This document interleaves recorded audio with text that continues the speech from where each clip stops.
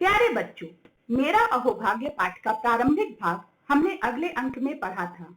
आज हम पाठ के शेष भाग का अध्ययन करेंगे। यह एक संस्मरण पर आधारित पाठ है, जिसमें लेखक रविन्द्रनाथ टैगोर द्वारा स्थापित शांति निकेतन विद्यालय के साहित्यिक कार्यक्रम में जाता है, जिसकी अध्यक्षता स्वयं गुरुदेव करने वाले थे। गुरुदेव रविन्द्रनाथ टैगोर का उपनाम था। रविन्द्रनाथ टैगोर को अपने जीवन में कई उपलब्धियों से नवाजा गया, परंतु सबसे प्रमुख थी गीतांजलि। 1913 में गीतांजलि के लिए रविन्द्रनाथ टैगोर को नोबेल पुरस्कार से सम्मानित किया गया। रविन्द्रनाथ टैगोर ने भारत को और बांग्लादेश को उनकी सबसे बड़ी अमानत के रूप में राष्ट्रगान दिया है, जो कि अमरता की निशानी है।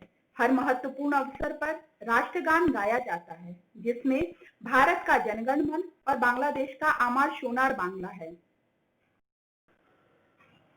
तो आइए इस पाठ के शेष भाग का अध्ययन अब आरंभ करते हैं। गुरुदेव बोले, वह कहानी कल्पना की सृष्टि है। एक काबुली वाला था, वह हमारे यहाँ आता था और हम सब उससे बहुत परिचित हो गए थे। मैंने सोचा उसकी भी एक छोटी लड़की होगी और जिसकी वह याद किया करता होगा। इसी तरह वार्तालाप होता रहा। हम सबके लिए यह एक मानसिक खाद्य था। आश्चर्य की बात यह है कि 15 मिनट के बजाय 40 मिनट हो चुके थे। अब गुरुदेव उठे, चल पड़े। जाते जाते उन्होंने कहा, जब मैं ऐसे किसी वार्तालाप के लिए कम समय देता हूँ, तब मेरी वह बात सचमुच ठीक ना मानिएगा, क्योंकि मुझे स्वयं लोगों से बातचीत करने में आनंद आता है। हम सबने गुरुदेव को धन्यवाद दिया और विदा ली। मैं अतिथि गृह के मेरे कमरे में वापस आया। गुरुदेव के साथ हुई वार्तालाप से मुझे एक असाधारण उल्लास की अनुभूति हो रही थी, पर जब मुझे पता चला कि जिस कमरे में मुझे ठहराया गया था, उसी कमरे में स्वयं गुरुदेव काफी समय तक रह चुके थे, तब तो मेरी खुशियों का ठिकाना ना रहा। ओहो, मुझे तो यह भी बताया गया कि गुरुदेव ने गीतांजलि का अधिकांश भाग इसी कमरे के बरामदे में लिखा था। मैं सचमुच भाव विभोर हो उठा। क्या यह सच है? मेरा अहोभाग्य था कि मैं उसी कमरे में ठहरा था जिसमें नोबेल पुरस्कार प्राप्त गीतांजलि रची गई थी। बच्चों, पाठ में नोबेल पुरस्कार के बारे में बताया गया है। आइए इस बारे में थोड़ा और जानें और समझें कि कब, कैसे और किसने की नोबेल पुरस्कार की शुरुआत। दुनिया का सबसे प्रतिष्ठित पुरस्कार नोबेल फाउंडेशन ने स्वीडन के वैज्ञानिक अल्फ्रेड नोबेल की याद में साल 1901 में शुरू किया था।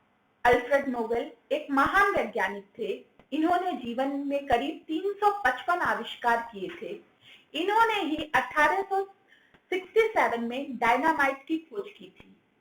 नोबेल पुरस्कार शांति, साहित्य, भौतिकी, रसायन, चिकित्सा विज्ञान और अर्थशास्त्र के क्षेत्र में दिया जाता है।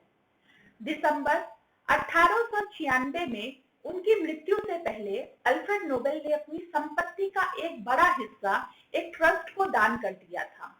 इस पुरस्कार के रूप में प्रशस्ति पत्र के साथ $14 लाख की राशि प्रदान की जाती है। नोबेल पुरस्कार प्राप्त कुछ भारतीय जिन्होंने यह उपलब्धि निम्न क्षेत्रों में पाकर देश के मान को बढ़ाया है।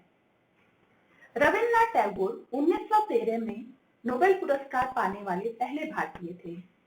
उनके बाद चंद्रशेखर वेंकट रमन को भौतिकी के क्षेत्र में, हरगोविंद खुराना को चिकित्सा के क्षेत्र में, मदर टेरेसा को शांति के क्षेत्र में, सुब्रमण्यम चंद्रशेखर को भौतिकी के क्षेत्र में, अमर्त्य सेन को अर्थशास्त्र के क्षेत्र में, सर विद्याधर सूरज प्रसाद नायपॉल को साहित्य के क्षेत्र में, वेंकट रमन रामकृष्णन को रसायन के क्षेत्र में, कैलाश सत्यार्थी को शांति के क्षेत्र में और अभिजीत विनायक बनर्जी को अर्थशास्त्र के क्षेत्र में यह सम्मान दिया गया।